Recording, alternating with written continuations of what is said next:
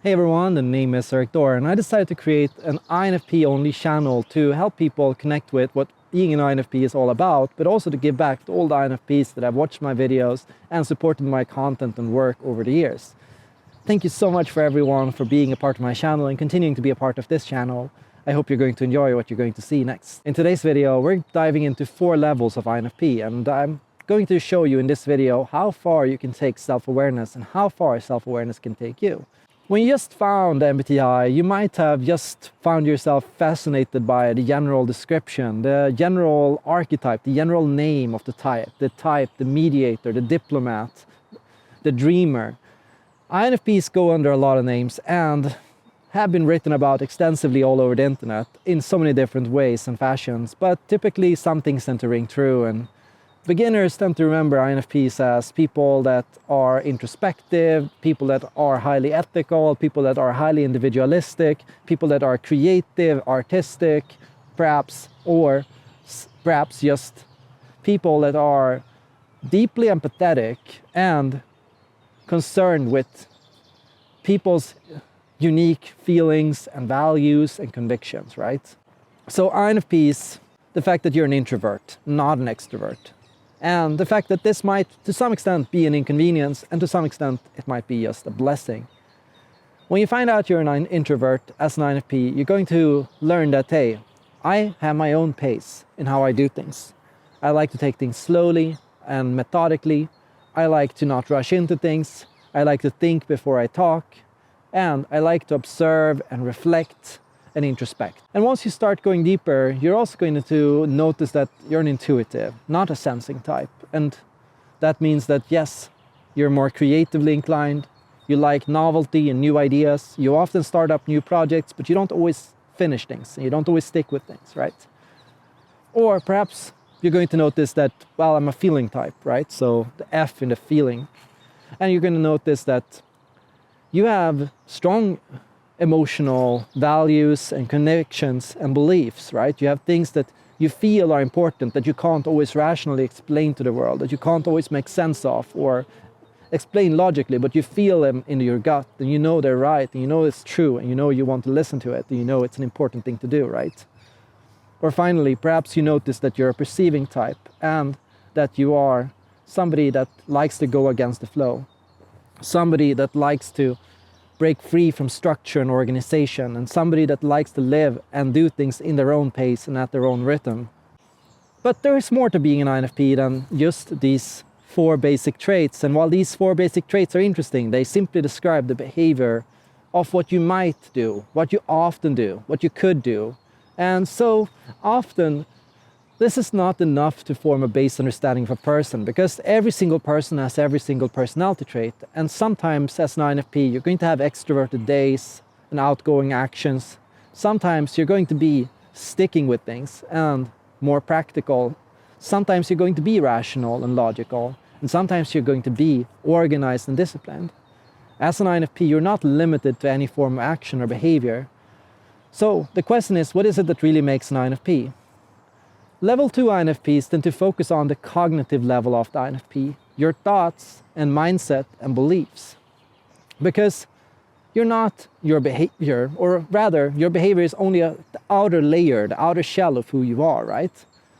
Inside, you have actions, you have thoughts, you have convictions, you have general thinking patterns and ways of thinking and processing the world. And Carl Jung studied the INFP based on their unique cognitive functions, and he argued that some people were deeply rooted in introverted feeling. When this happened, he said, we have this person that tends to keep their feelings to themselves.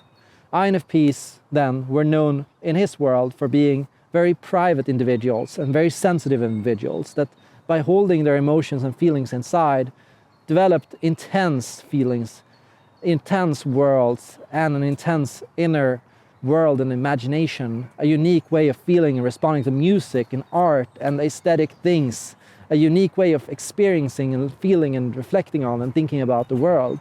And introverted feeling types, they're known for this process, this thinking pattern of wanting to go inside, of wanting to take and reflect on what it is that you're feeling, what it is that is happening in your body, in your gut, in your very soul, right? And that's what INFPs are doing. Level 2 INFPs focus on not what you do, which can vary from situation to situation, but what you think, your values and convictions. And these are far more deeply rooted and also far more difficult to study through scientific means. And that's why the cognitive functions were never really proven, because they're happening inside. And to this point, we've never really been able to crack open a skull and see a thought. We've been able to measure and see electronic waves happening, but we haven't really been able to read and scan and say, this is what you're thinking at this very time. Perhaps we'll get there one day, but honestly, I think not. There's always going to be mysteries inside us, unique feelings, unique values, unique things of thinking of the world, right? So if you understand your behavior, but not your thoughts, you're going to understand what you tend to do, but not why you do it. And the cognitive study of the INFP will help you gain increased clarity into your decisions and the actions and why you think and feel and reason about the world the way you do.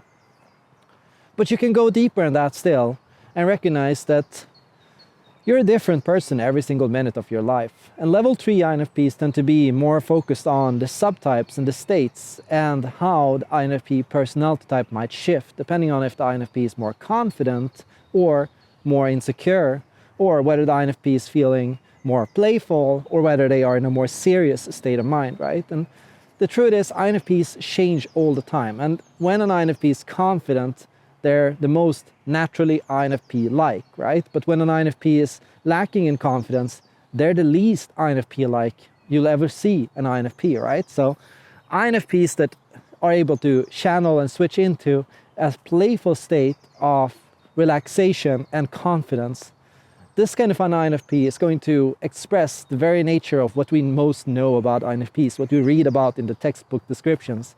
These are the INFPs that are ethical. These are the INFPs that are individualistic. These are the INFPs that go and live according to the beat of their own drum.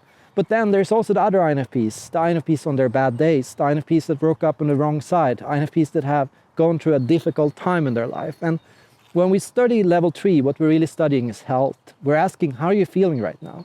Because the truth is, if you're feeling bad, it's normal to start acting differently than you normally did. And if you're feeling great, it's normal to start doing positive steps in your life. By understanding your states and how your emotional state is influencing your behavior, it becomes a lot more easy to manage and understand your actions, and to also give yourself a bit of a break. Yes, it's normal when you're very stressed and when you're very anxious to say things you don't mean and to do things you normally wouldn't. These things happen to all of us, and we all have to understand and reflect on our own psychology, because the more the stress takes over, the more likely it is that you're going to act out and do something that you normally wouldn't do as an INFP, right? By understanding level 3, you're going to gain more respect for yourself and more acceptance for yourself, and the fact that, hey, I'm not doing so good today, so maybe I should relax my expectations a bit. And hey, what can I do to make myself feel better? What can I do to restore my sense of confidence? What can I do to give myself a happiness boost? What can I do to take better care of myself? Because your priority might not always be to continue to be strong when things are difficult, but to continue to stay emotionally grounded and to listen to yourself so that you can make smarter decisions in the future, tomorrow. Now you might be wondering what level 4 is. Well, I'll talk about that in another video. I'm just going to ask, what do you think level 4 is? And what do you think is the current level of your current study? And what are you hoping to understand about yourself? And what do you think is the most important thing you've come to understand about yourself as an INFP so far? Thank you so much for watching, and don't forget to check out my Patreon, patreon.com/Erik Thor, for more videos and insights like this. And see you all in the next video.